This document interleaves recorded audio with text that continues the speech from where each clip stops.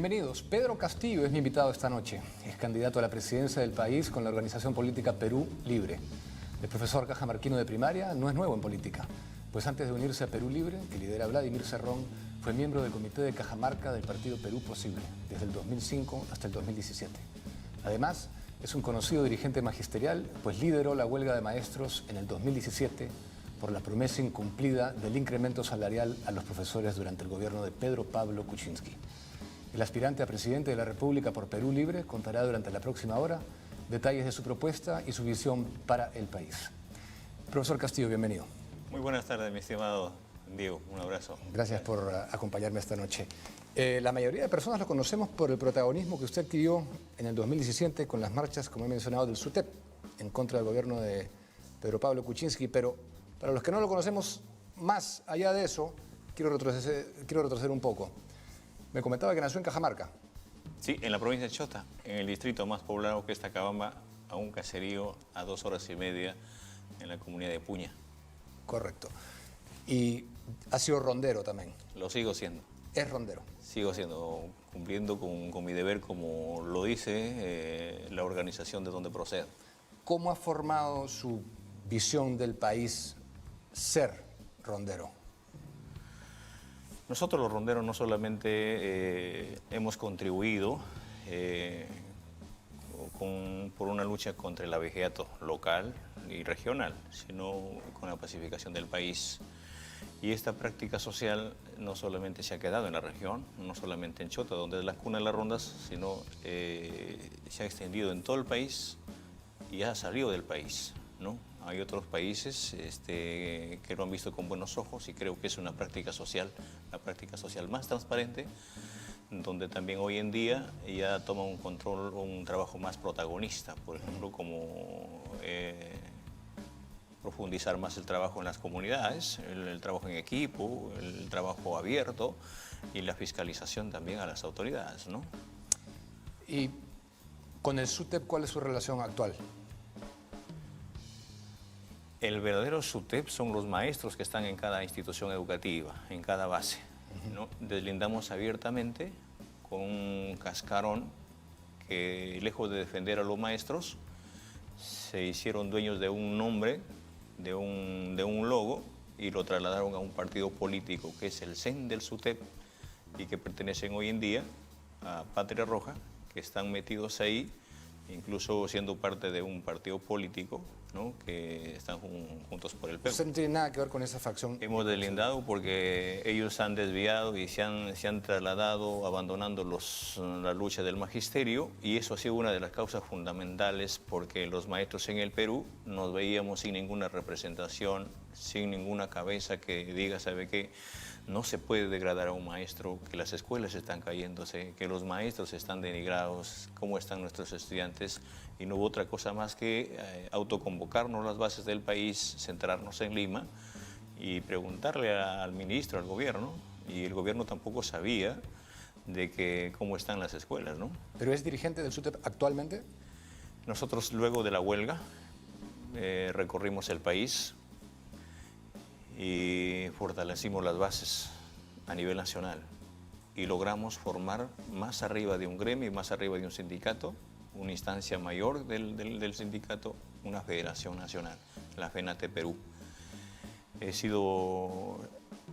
He venido ejerciendo últimamente el secretario nacional de la Federación Nacional. Ya, o sea, propiamente en el SUTEP no está en esta nueva federación. En la Federación Nacional, donde albergan todas las bases del país, en todos los distritos del país. No tiene nada que ver con CONARE tampoco. Ni con CONARE ni con SUTEP. Hemos deslindado en la práctica mismo, ¿no? Entonces, esa federación tiene sus bases en los distritos, en la provincia y en todas las regiones del país. Estaba leyendo que la línea política que sigue el SUTEP es marxista. ¿Es una línea política marxista?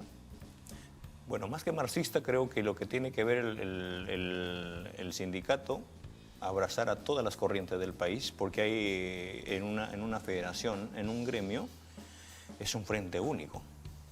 Hay maestros que son marxistas, que son apristas, que son belaundistas, que son de diferentes tiendas. O sea, es el magisterio, es el seno del magisterio en su conjunto.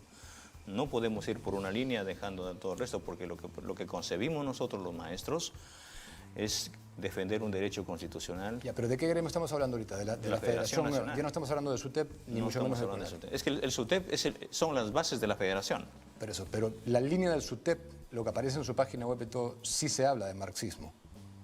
Claro, el SUTEP del CEN de Patria, incluso ni siquiera sabían explicar sus bases, no sabían ni cuál es su corriente, y eso es lo que la confundieron al magisterio. ¿Usted es marxista? ¿No? No es marxista. ¿Qué filosofía política sigue? ¿Dónde está usted para empezar en el espectro Bueno, nosotros político? estamos en el seno del pueblo, ¿no? Pero están visiblemente más a la izquierda que a la derecha, ¿no? Eso sería obvio, ¿no? Es una tendencia netamente del pueblo, con una tendencia de izquierda, ¿no? Creemos importante de que hoy en día, por ejemplo, lo que se ha estigmatizado es si vas a deslindar, eres de derecha o de izquierda y al final te olvidas del pueblo, ¿no? Porque Sí, estamos de acuerdo en eso, pero sí, Sí. digamos, todos los candidatos que vienen acá se definen de un cierto modo. Así es. Por eso le pregunto. Pero usted propiamente a título personal no es de filosofía marxista, no pregona el proletariado versus la burguesía, no asuce esos ánimos, ¿o sí? No, lo que hablamos es un lenguaje netamente del pueblo, ¿no? Es una corriente netamente del pueblo, claro, con una tendencia izquierdista, pero ¿en qué se basa?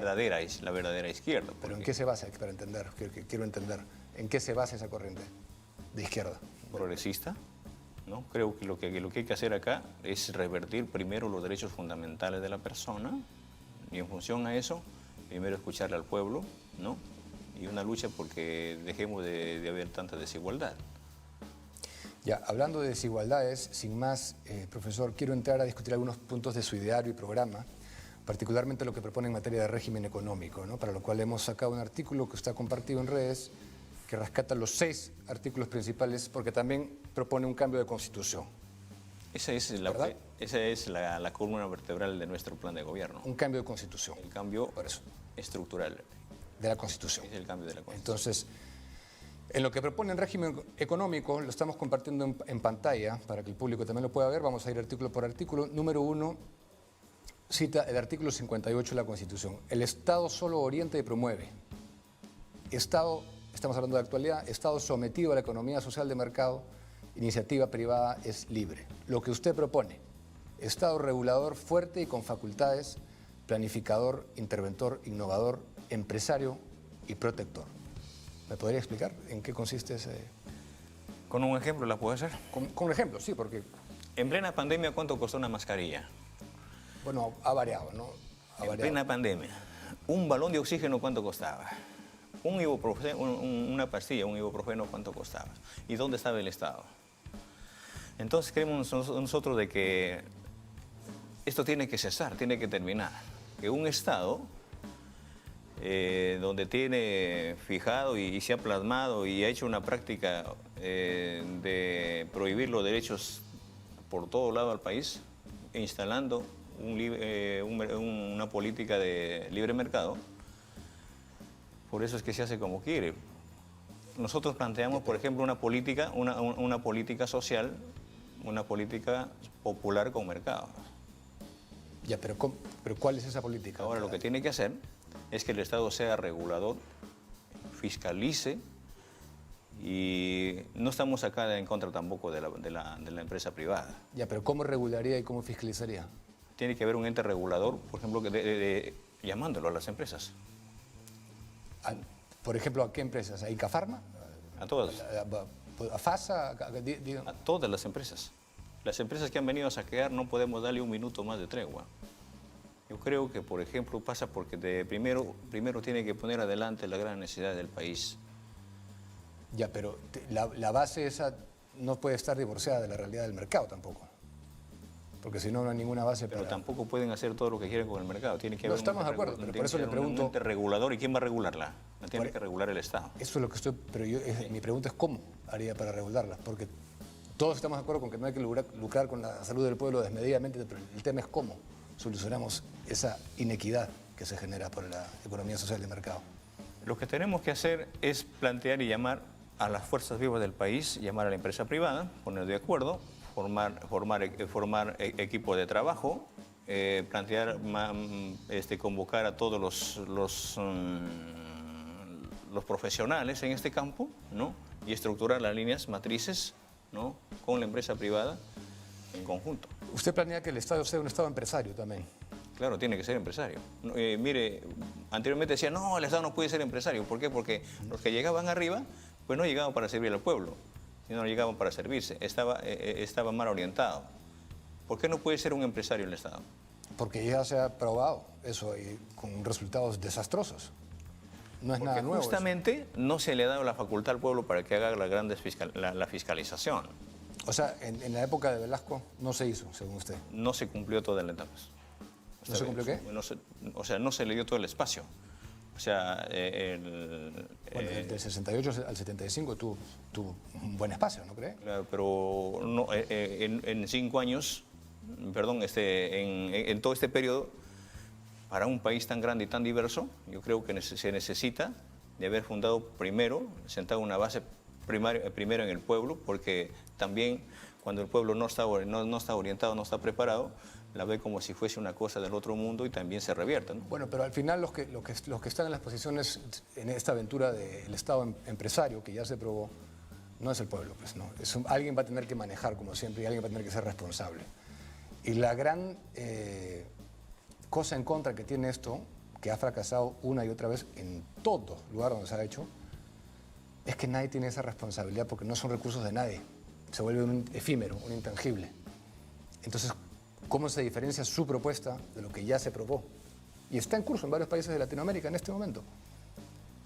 Lo que tiene que asumir es una gran responsabilidad. Primero, el que llega a este Estado, el que conduce el Estado, primero tiene que deponer toda actitud de ambición, ¿no? y de grupo o intereses personales y de grupo. Yo creo que cuando las autoridades sean elegidas por el pueblo, incluso los ministerios, tiene que ser con voz auténtica bajo un lineamiento real para servir al pueblo. Incluso se tiene que probar en la práctica con gente idónea, con gente que quiere al país. Si no estamos acá para servir al pueblo y estamos aprovechando un espacio, ¿de qué manera vamos a conducir un Estado si vamos a venir acá para saquear al país como lo han venido haciendo, ¿no? Después dice usted, Estado atado de manos, solo autorizado por ley expresa, el Estado puede realizar subsidiariamente actividad empresarial, ¿no? La Constitución actual. Estado industrializador, propone usted, creador de empresa y competidor con el sector privado. Valor agregado y generador de oportunidades para el pueblo. Eso también ya se hizo. O sea, a lo que voy es que usted tiene acá 1, 2, 3, 4, 5, 6 propuestas que ya se hicieron anteriormente sin resultados positivos. Por eso le digo. Por eso, ¿cómo su no ha habido una respuesta positiva, porque por un lado... no había resultados. ¿Por qué no hubo resultados? Porque la población, en todo caso, no supo entender y no supo comprender que un Estado estaba para servir al pueblo. Y lo otro que... Pero alguien tiene que... O sea, las grandes posiciones de responsabilidad, en este caso gerenciales, así sean estatales, las tiene que asumir alguien. Las vamos a asumir. Bueno, el siguiente cuadro dice Estado no prohíbe el monopolio actualmente, ¿no? Usted propone Estado prohíbe los monopolios de manera taxativa. No hay lugar para la especulación económica, concertación de precios y aparcamientos. ¿Cómo lograría esto? Lo que le decía, el caso de las empresas de las farmacias, por ejemplo. Grandes monopolios que se han formado no solamente en salud, los monopolios en transporte, en otros espacios. ¿Quién la controla? ¿Quién la regula? ¿Qué monopolios hay ahorita en este país? ¿Económicos? Sí, en general, monopolios de industrias generales. El monopolio de las empresas de transporte, por ejemplo. La línea aérea. Las líneas aéreas tienen un monopolio. ¿Qué línea aérea tiene un monopolio? ¿LATAM? ¿LATAM? ¿LATAM tiene un monopolio? Por supuesto. Ya, ¿quién más? En materia de salud. Los mercados, que hoy, por ejemplo, Saga Falabella, Metro, que hoy en día más, aparte de ello, el gobierno ha recibido en el marco de la reactivación económica. Pero Saga Falabella, ¿por qué tiene un monopolio? ¿Usted quién lo fuerza a comprar en Saga Falabella? Es un monopolio porque aglutina su economía para sacar un beneficio un beneficio empresarial sin importarle al Estado, sin importarle al pueblo. No, está bien, pero eso no es un monopolio. Eso es no tiene rostro social su actividad económica. Pero no es un monopolio, porque un monopolio lo fuerza a que sea el vehículo único a través de lo que yo puedo acceder a algo. Y si yo no quiero comprar en Saga Falabella, yo puedo irme a otros lugares a comprar. Entonces ese no es un ejemplo de monopolio, doctor, profesor. Entiendo. El siguiente dice usted, Estado corrompido sin soberanía, que estamos actualmente en ese modelo, ¿no? Los términos contractuales no pueden ser modificados por leyes u otras disposiciones de cualquier clase. Usted propone un Estado revisor de contratos. No hay lugar para la impunidad de los contratos lesivos al pueblo. Revisión, renegociación o anulación de los mismos. ¿Cómo hace esto de la mano del mercado? Esa es mi siguiente pregunta. En el artículo 62 de la Constitución estipula, por ejemplo, de que debajo de esta casa hay un yacimiento minero. Cuando está debajo del suelo o en el subsuelo, ¿de quién es dueño? El Estado. Y cuando sale de la tierra, ¿quién es dueño? La empresa transnacional. ¿No es cierto? Entonces, estos contratos que se dan... Bueno, siempre y cuando no sean oriundos, ¿no? Según la ley de consulta. Me refiero a las empresas transnacionales bajo los contratos. O sea, puntualmente usted lo quiere aplicar netamente a minería. No solamente a la minería. Estas empresas nacionales, por ejemplo, mineras... ¿Pero a qué se refiere Estado corrompido sin soberanía? ¿A qué se refiere con eso? Gasíferas pesqueras, ¿no? Petroleras incluso, ya, que más están viendo sus beneficios para la empresa transnacional sin dejar, por ejemplo, lo propio para el país. De cada 100 soles que se obtiene, por ejemplo, específicamente en el caso de la minería, 70 soles lleva la empresa minera y 30 soles se queda para el Estado peruano. No, bueno, depende sobre qué. Lo dice la Constitución. Y el Estado no la puede intervenir porque la Constitución la prohíbe. No. Partamos de una premisa muy básica, que para que el Estado obtenga algo tiene que haber rentas. Y aparte de las rentas, en este caso, la empresa paga IGB, paga impuesto a la renta y paga canon también. El canon es un impuesto, no es impuesto por el gobierno. Entonces, esa medición de rentabilidad, ¿cómo la hace usted? Porque la empresa extranjera que trae inversión privada, lógicamente va a velar, va a hacer lo que le mande la ley, va a cumplir la ley, pero va a tratar de sacar el mayor provecho personal. Eso es obvio, ¿no? Aquí, no solamente aquí en Perú, sino en cualquier lugar. O sea, es insuficiente para usted pagar impuesto a la renta, canon, IGB. Totalmente insuficiente. Es insuficiente. Es insuficiente. ¿Qué le adicionaría a usted? Lo que tenemos que hacer es llamar a la empresa a renegociar los contratos, ¿no? Ya, pero entonces usted está diciendo que una empresa minera que invierta acá, en el caso de que obtenga rentas, se va a quedar con menos de la mitad de las rentas que percibe. ¿La empresa minera? Sí. La empresa minera tenemos que revertirla todo. ¿A qué se refiere con revertirla todo? Por eso le decía, de cada 100 soles, los 70 soles que se lleva... ¿De cada 100 soles de qué? ¿De renta? ¿De utilidad? No, de cada 100 soles de invertido. De la utilidad. De cada 100 soles de la utilidad, la empresa paga el 30%. De cada 100 soles de la explotación minera que saca, de cada 100 soles de la riqueza que se saca de la minería. De la venta, dice usted. Claro, de la venta. Ya, pero eso no es utilidad, pues, profesor. Yo no puedo tributar sobre la venta. Yo solamente puedo tributar sobre la utilidad que me queda a mí. La venta es recaudación bruta. Sí, pero ¿quién se lo lleva? Se lo lleva el que puso el dinero, si esa es su renta, ese es el chiste. Hacer un negocio para... Pero están mal hechos los contratos, pues. Por eso, le vuelvo a preguntar, ¿qué propone usted para adicionalmente al 30% de impuesto a la renta, a canon, y me queda prácticamente la mitad, ya. Si tengo la suerte de tener renta, me quedo con la mitad. ¿Usted propone que yo me quede con menos de la mitad? ¿Como empresario? ¿Perdón? ¿Usted como empresario? Sí, digamos, en este caso, que yo fuera el que invierte. Ya. Le pido, profesor, tengo que hacer una pausa comercial, que me responda gracias. después de la pausa. Una breve pausa y regresamos con el profesor Castillo.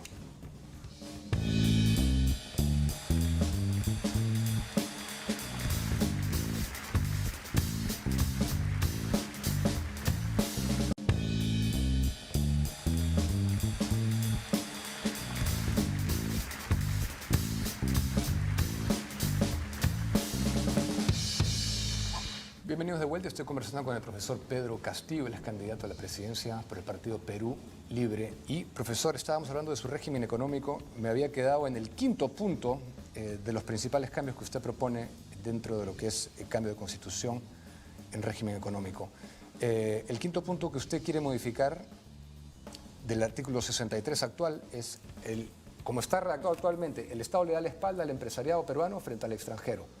La inversión nacional y la extranjera se sujetan a las mismas condiciones.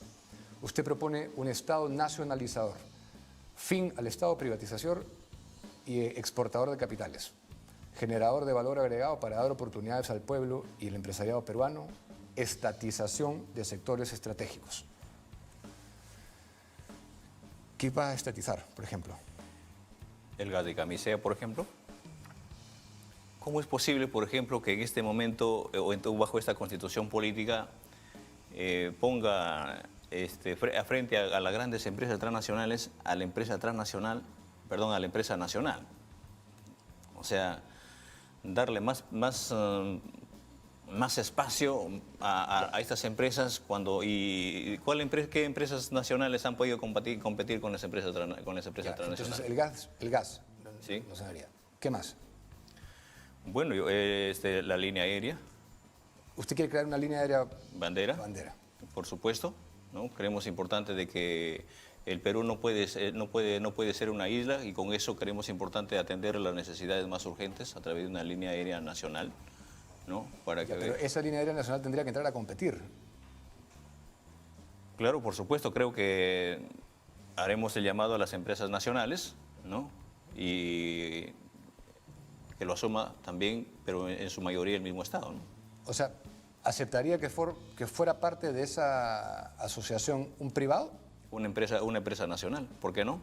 No, me refiero, si usted genera, por decir, Aeroperú, por llamarle Aeroperú, ¿sería 100% estatal o cabería algún privado en eso? Porque las líneas aéreas de Singapur, por ejemplo, que son las banderas de Singapur, el Estado es dueño del 51% y 49% es de un holding privado, que la hace competitiva, la hace tener responsabilidad con rentabilidad. ¿Cómo lo plantearía hacer usted? ¿Por qué no? Se trata de los propios peruanos. Si los empresarios peruanos, la empresa nacional, privada, está en la oportunidad y puede asumirla, ¿por qué no podemos asumir ese modelo de Singapur? Pero entonces, ¿cuál sería la estatización? En parte, ¿no? Porque creemos importante, creemos que en comparación en este momento, por ejemplo, la privatización a 100%, veamos, se tiene que evaluar, se tiene que dar oportunidad a la empresa privada, si da resultados, o en todo caso ahí se genera problemas más adelante, lo tiene que intervenir el mismo Estado. Después, por último, dice usted, Constitución le quita al Perú soberanía, firmado de acuerdo a las recomendaciones del Consenso de Washington, digitados desde el Fondo Monetario Internacional, Banco Mundial, élites norteamericanas. Usted propone una nueva Constitución con soberanía que con el superávit de las renegociaciones peruanice la economía del país, Estado sin deuda externa. Esto particularmente yo no lo entiendo. ¿Me lo podría explicar? Renegociaciones, el superávit y el Estado sin deuda externa. No lo entiendo. ¿Me lo puede explicar? Yo creo que la deuda externa que tiene el país es menor a la deuda... el Estado peruano, su deuda externa que tiene es mucho menor que la deuda interna. Me dejo explicar. El Estado, lejos de preocuparse por pagar la deuda externa, más le debe a los trabajadores. Ah, ya. Usted dice, pero no monetariamente, sino moralmente. Económicamente. Que lo que se le debe a los maestros es mayor que la deuda externa. No estoy refiriéndome solamente de los maestros. Me estoy refiriendo al Perú en su conjunto. Abandonada la agricultura, abandonada la educación, abandonada la salud. No, ya está bien, pero eso es una deuda moral, o la tiene cuantificada. ¿Cómo hubiera cuantificado? ¿Cuándo la va a pagar? ¿Perdón? ¿Cuándo la va a pagar el Estado? Bueno, se puede empezar de algún modo. Han pasado siglos. Está bien, pero ¿cómo calcula usted esa deuda? Es una deuda efímera, abstracta.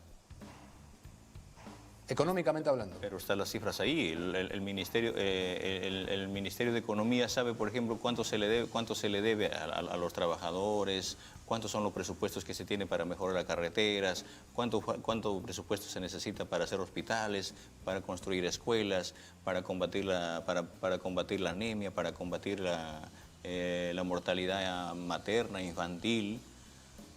Es inmensa la deuda interna que tiene el Estado al Perú. Bueno, o sea, no está cuantificada. No. Está abstractamente Pero planteado. yo creo que el equipo de economistas que está trabajando hoy en día, por ejemplo, el partido, ya en lo sucesivo creo que vamos a hacer llegar todo esto con cifras, ¿no? Pero usted habla de eliminar la deuda externa. ¿Cómo se va a financiar? Nosotros no estamos a favor del pago de la deuda externa. Ya, o sea, digamos, en una presidencia usted sube el 28 de julio y anula el pago de la deuda externa. Se aísla. Primero tenemos que priorizar la deuda interna. Ya, pero ¿pero qué hace con la deuda ya existente? Habrá mecanismos, ¿no? O sea, pero eso ya pues como le vuelvo a repetir, profesor, eso ya se hizo. Y lo único que hace es crear una economía ficticia, que no puede ser suficiente. Los grandes créditos, las grandes deudas que se han sacado para, en todo caso, la economía que se ha sacado los gobiernos en el marco de los préstamos internacionales, esta deuda externa, ¿a quién le ha servido más? Bueno, tendría que ser un poquito más específico. ¿Quién? O sea, de la deuda externa. O sea, de esta deuda externa que hoy en día tiene el país. Bueno, pero la deuda externa no es solamente de un gobierno, es cumulativa. Por eso, pero a raíz de estos gobiernos que gobierna pues a espaldas del pueblo, lo primero que lucran como gobiernos en diferentes los sectores, lo que más se ha coludido con los actos de corrupción y no ha llegado, por ejemplo, al país, al pueblo. Pero usted estuvo años en Perú Posible, un partido de derecha absolutamente. Sí, queríamos proponer ese cambio, ¿no?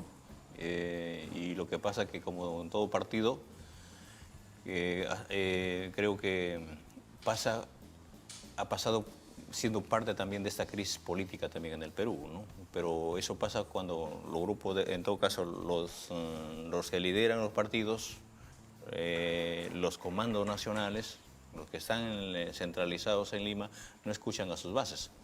¿Cuál es su modelo de país a emular? Generalmente todos los líderes tienen un norte a seguir, ¿no? Deberíamos seguir la línea de tal país, este país. ¿Cuál es el suyo? Yo creo que el Perú es eminentemente inteligente, es eminentemente rico no solamente en sus recursos naturales, sino tiene un recurso humano inmensamente es un potencial. Lejos de mirar cualquier modelo, si bien es cierto hay que mirar algunos guiones y algunas experiencias en otros países, pero lo que se debe apuntar... ¿Pero no tiene ninguno ahorita que se le venga a la mente? Yo creo en los mismos peruanos, que de acá a unos 20, 30 años el Perú debe llegar a ser un modelo del resto de países. Ya, pero como le vuelvo a preguntar, ¿no hay ningún país que represente una visión para usted que deberíamos emular? ¿Por qué no, por ejemplo, traer el modelo de Singapur en el caso de educación? Porque el modelo de Singapur fue un modelo completamente tirado a la derecha, profesor. Hay que sacar lo bueno de lo que tiene cualquier país. Pero lo que usted propone es de la extrema izquierda. Usted propone un Estado estatista. Eso no fue lo que hizo Singapur. Singapur tiene unas tasas de impuestos más bajas del mundo. Pero su modelo, en todo caso, su forma de implementar la educación, ¿por qué no evaluarla y traerla al Perú? ¿Por qué no, por ejemplo, el modelo económico que se ha instalado, por ejemplo, en Bolivia, ¿no? Bueno, pero es que el modelo boliviano frente al singapuriense no tiene nada que hacer. Me refiero a los diferentes rubros, ¿no? Educación de un país, el modelo económico, ¿no? Si usted quiere seguir el rumbo de Bolivia, entonces indirectamente está en la corriente venezolana, ¿no? En la corriente chavista, porque Evo era muy cercano a Chávez y siguió esa tendencia, ¿no? De hecho eran no para nada socios estratégicos. Yo creo que no estamos corriendo esa tendencia.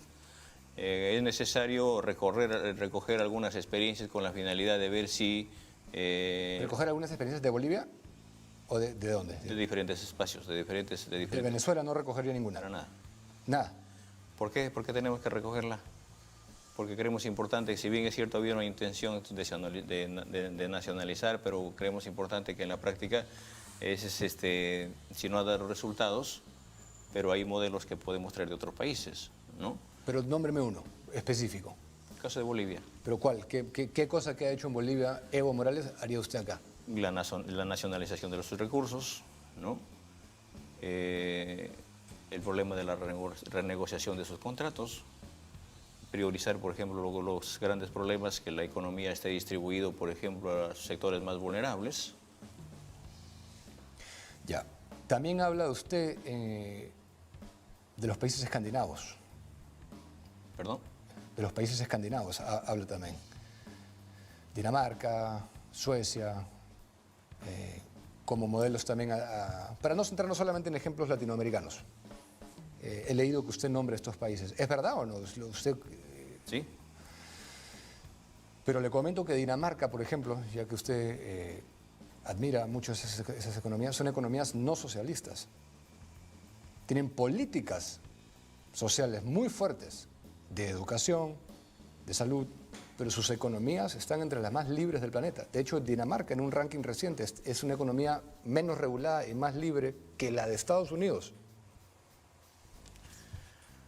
Por eso creemos importante de que el ideario no es una camisa de fuerza. Yo creo que el partido que ha gestado este plan programático está abierto con la finalidad de que se inserten en este ideario las más grandes voluntades del país, de los profesionales, ¿no?, de los técnicos, con la finalidad de que Perú Libre y un gobierno de Perú Libre no se va a ceñir a esta propuesta netamente como su ideario lo estipula, porque creemos importante que lo que tenemos que hacer es llamar a las personas más expertas y más comprometidas. Pero tiene que haber más o menos un norte, ¿no? O sea, está bien que se convocan técnicos, eso lo hacen todos los candidatos, pero tú tienes que decirle más o menos qué es lo que quieres para que el técnico específicamente te desarrolle el plan, ¿no?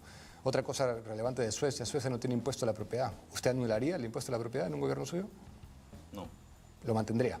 Por supuesto. O sea, entonces no hay tantas similitudes. Por ejemplo, el Perú tiene una franja tributaria bastante benigna, sobre todo en los sectores más bajos, a diferencia de Suecia. Eso también lo tendría que cambiar.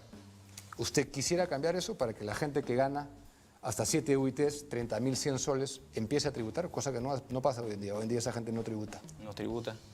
La gente formal, estamos hablando, del veintitantos, poco más del 25% que son formales, de cuarta... Es un gran problema que tenemos en el país.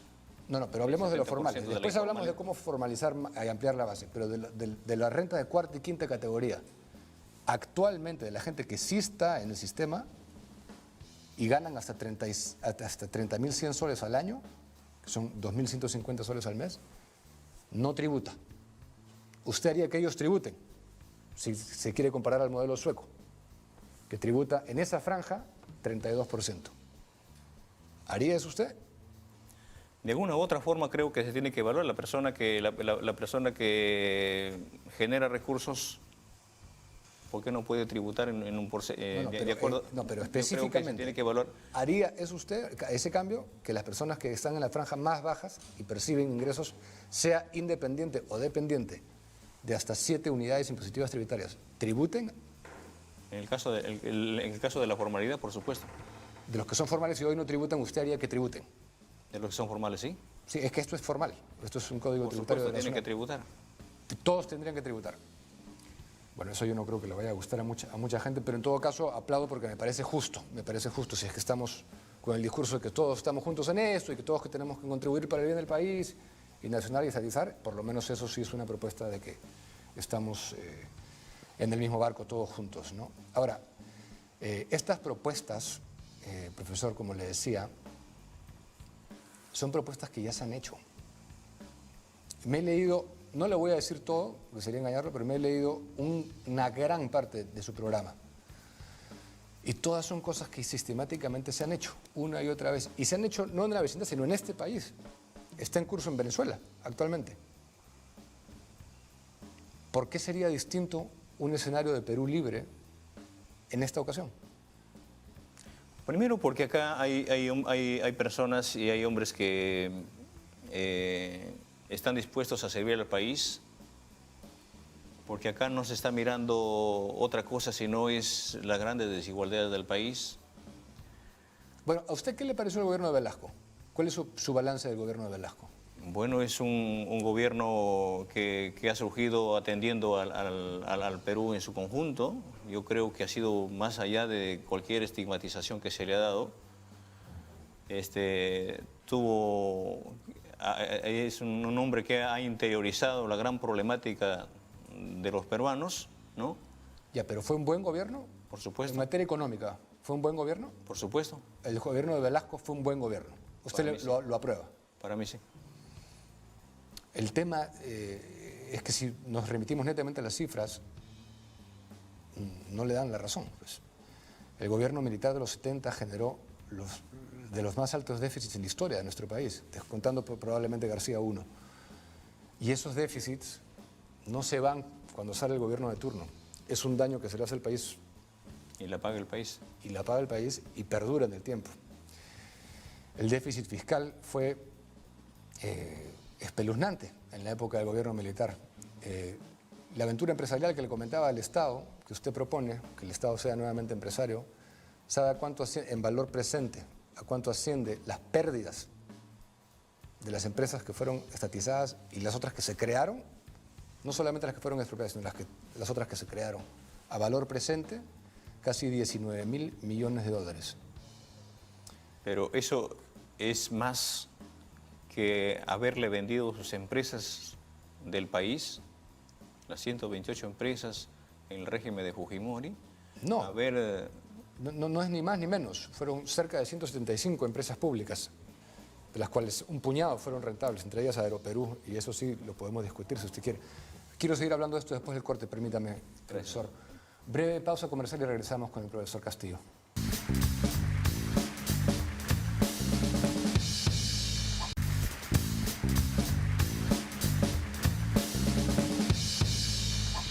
Bienvenidos al programa nuevamente. Estoy hablando con el profesor Pedro Castillo, candidato a la presidencia por Perú Libre.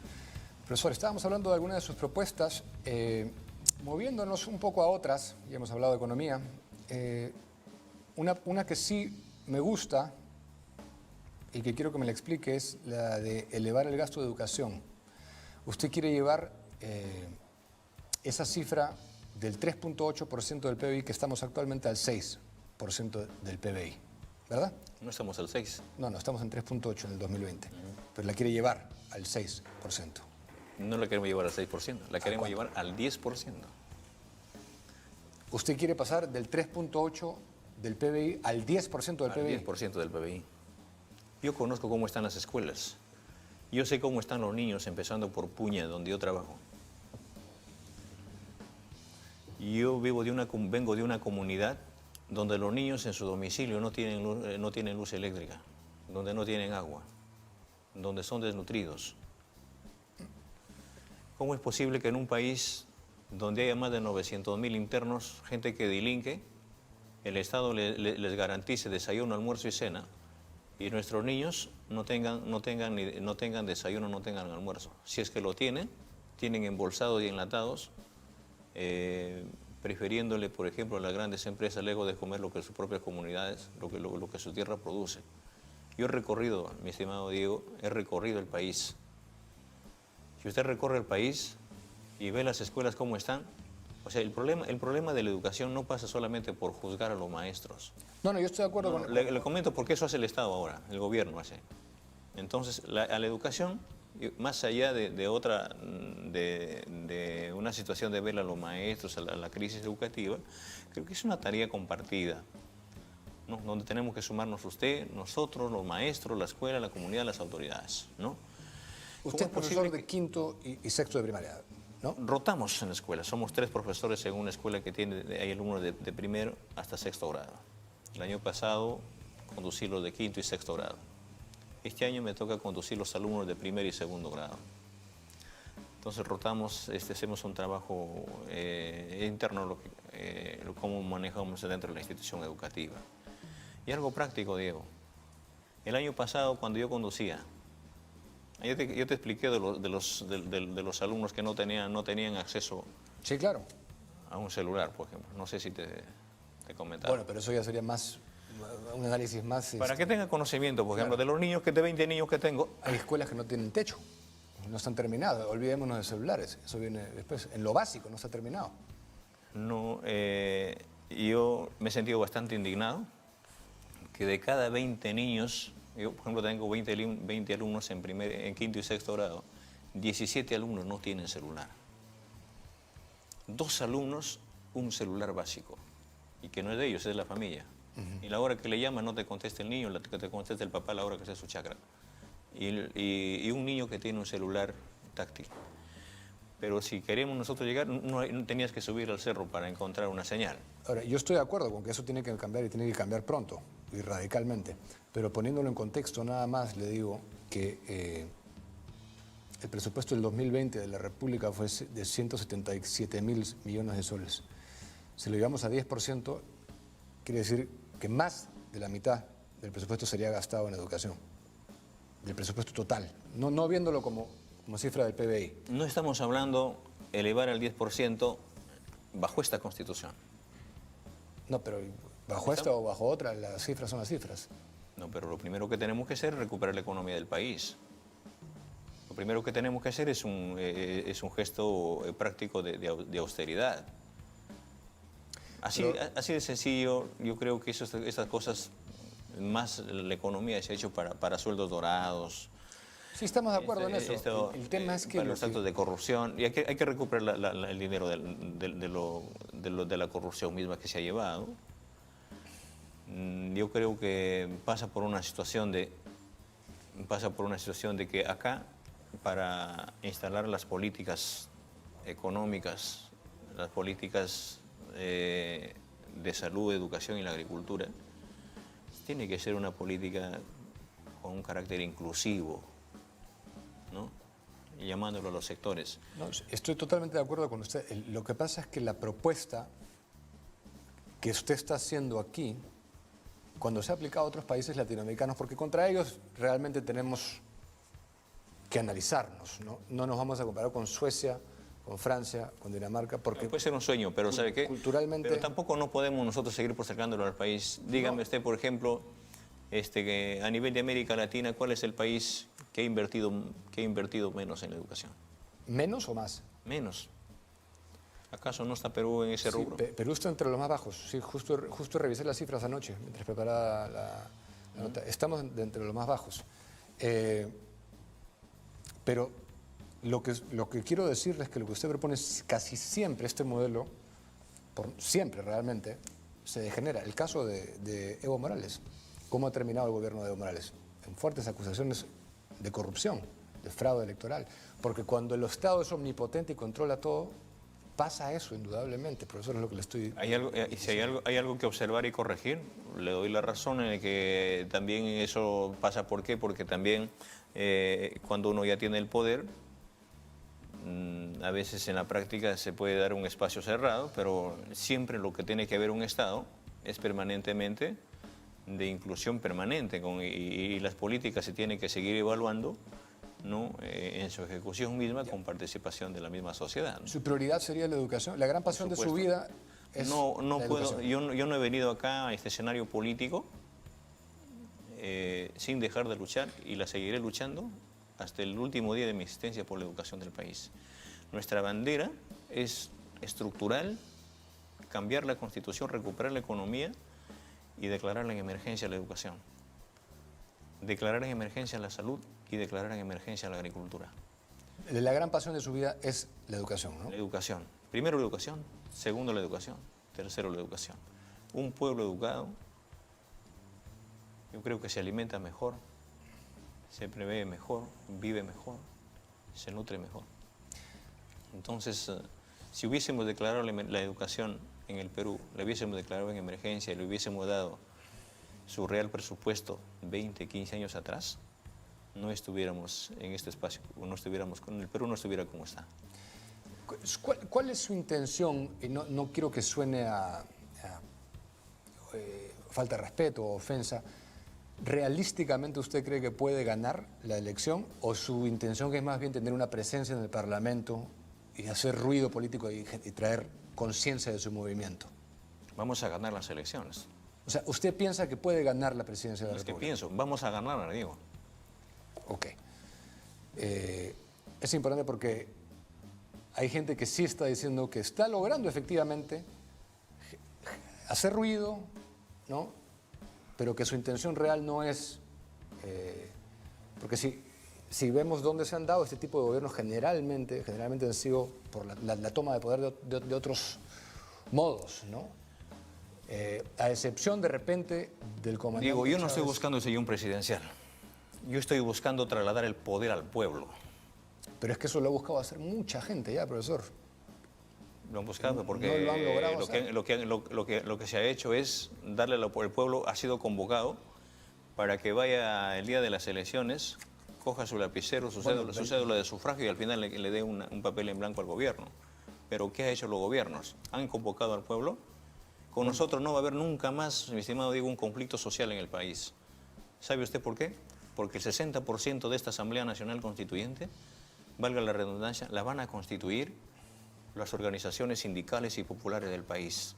La gente que está en la calle luchando por un pan, que está luchando por su pago de su ONP, la gente que está luchando porque se declare en emergencia la agricultura, la gente que está luchando por esa gente vulnerable que nunca han sido escuchados.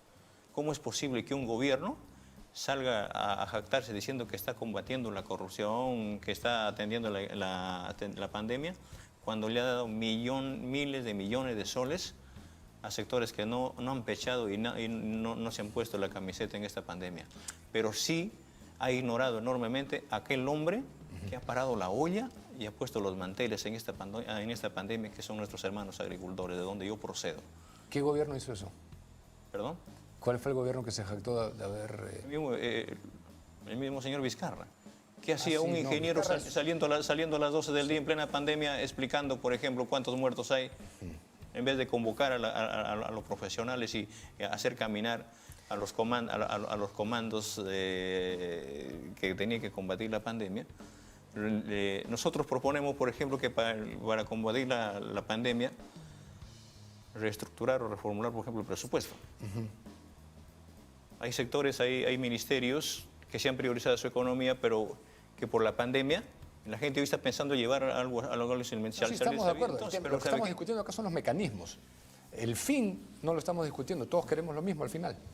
Pero no podemos llegar a ese fin sin aclarar al país qué es lo que queremos. Yo creo que pasa por una situación que hay que cambiar toda esta situación.